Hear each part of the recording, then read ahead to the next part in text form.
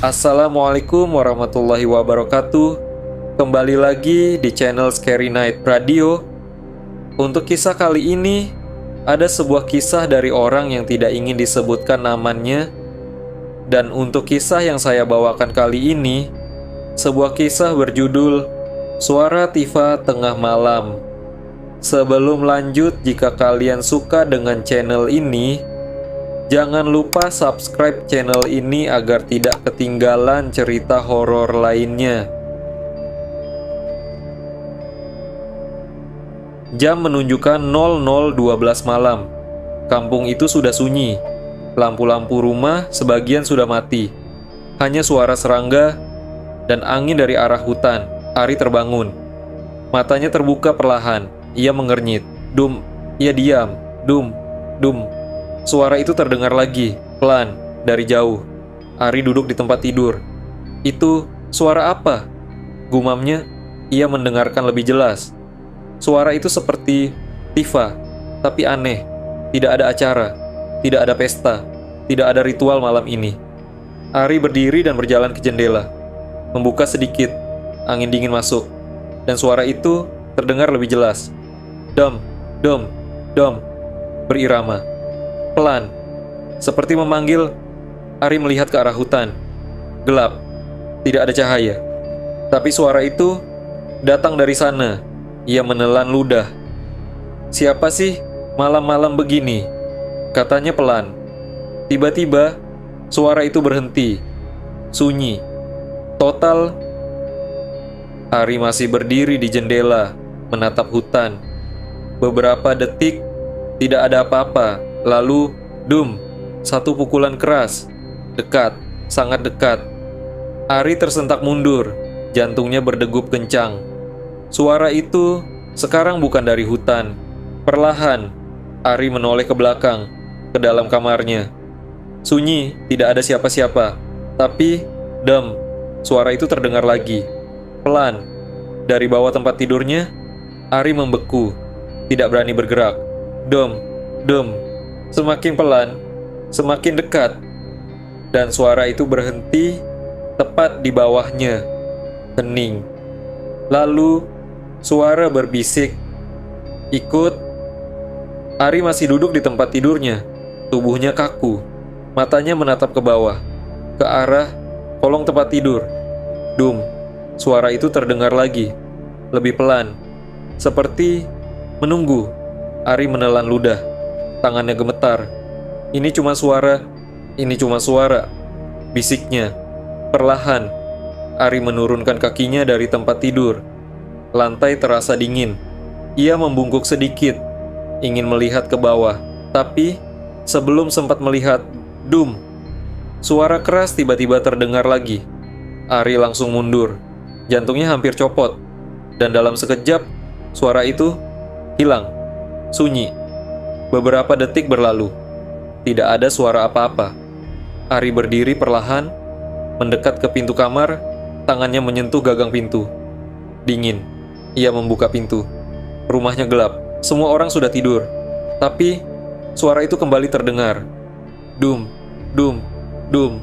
Sekarang, dari luar rumah, Ari berjalan keluar. Langkahnya pelan.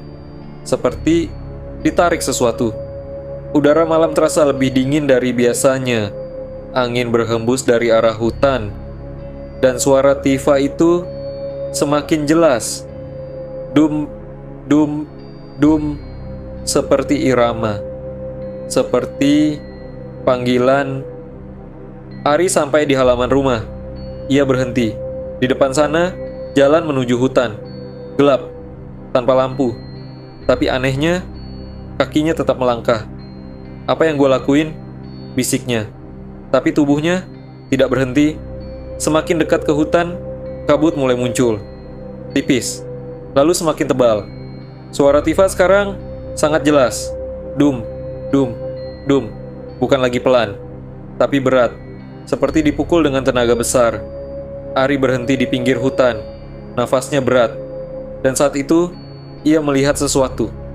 Di antara pepohonan, ada bayangan banyak, berdiri diam.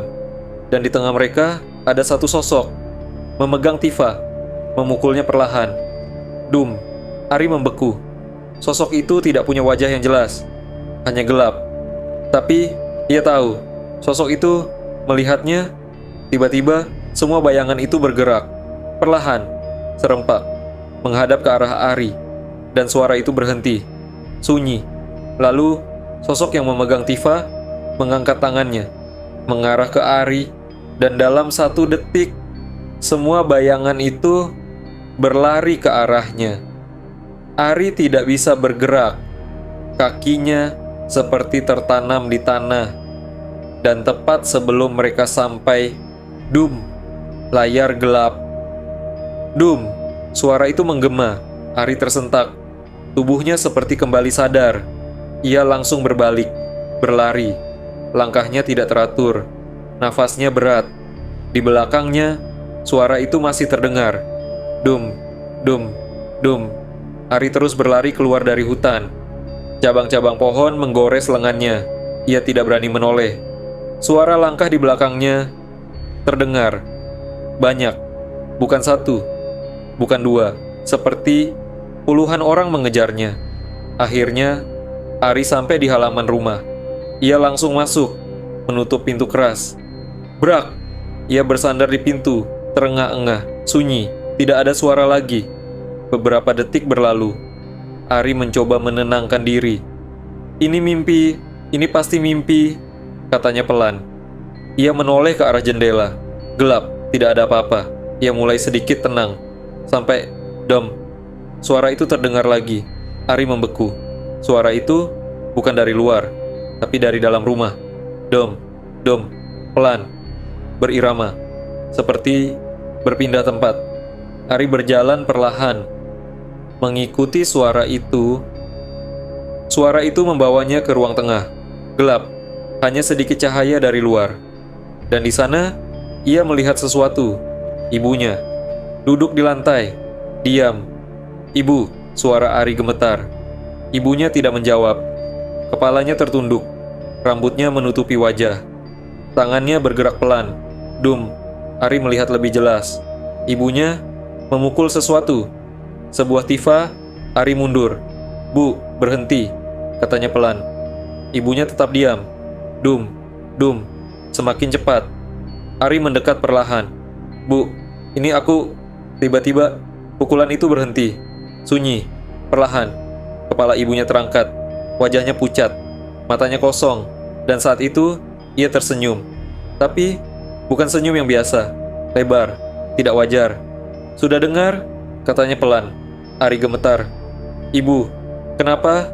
Ibunya berdiri perlahan, masih memegang Tifa. Sekarang, kamu juga ikut.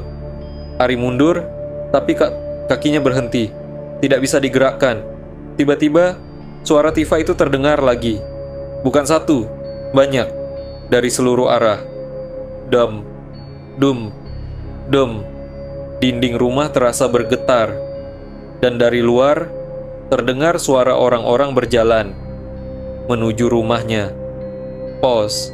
Dan ibunya berkata pelan, mereka sudah datang. Rumah Ari bergetar pelan. Dum, dum, dum. Suara Tifa datang dari segala arah. Dari luar, dari dalam, dari mana saja. Ari berdiri kaku. Di depannya, ibunya masih memegang Tifa. Dan di luar rumah, terdengar langkah kaki. Banyak. Semakin dekat. Ibu, tolong berhenti. Suara Ari hampir putus. Ibunya menatapnya, kosong. Kamu sudah dengar, katanya pelan. Sekarang, kamu tidak bisa menolak. Ari menggeleng. Ini bukan ibu. Ibunya tersenyum. Lebar, tidak wajar. Memang bukan. Brak. Pintu rumah terbuka sendiri. Kabut masuk perlahan, menutupi lantai. Dan satu persatu, sosok-sosok dari hutan masuk ke dalam rumah. Basah, pucat, diam. Mereka membawa Tifa. Ari mundur sampai ke dinding. Pergi, pergi semua, teriaknya. Tidak ada yang menjawab. Semua sosok itu berdiri melingkar, mengelilinginya. Lalu, secara bersamaan, dum. Semua Tifa dipukul. Suara itu mengguncang ruangan. Dom, dom, dom. Irama yang sama, sinkron, seperti ritual. Ari memegang kepalanya. Berhenti, berhenti, tapi suara itu masuk ke dalam pikirannya. Bukan lagi didengar, tapi dirasakan. Perlahan, Ari berhenti melawan. Tangannya jatuh lemas, nafasnya melambat, matanya kosong. Ibunya mendekat, memberikan satu tifa ke tangannya. Ari tidak menolak, ia memegangnya. Beberapa detik hening, lalu, dum, Ari memukul tifa itu. Pelan, semua sosok berhenti, dan perlahan tersenyum. Pagi hari, kampung itu terlihat normal, tenang. Beberapa orang berkumpul di depan rumah Ari. Katanya semalam ada suara kayak tifa. Salah satu dari mereka membuka pintu. Rumah itu kosong, tidak ada Ari, tidak ada ibunya. Tapi di dalam rumah terdengar suara pelan, dam, dam, dam. Dan di sudut ruangan terlihat bayangan. Beberapa sosok duduk melingkar, termasuk Ari, memukul tifa, menatap ke arah pintu, seolah menunggu pos. Dan suara itu perlahan semakin keras, seperti memanggil.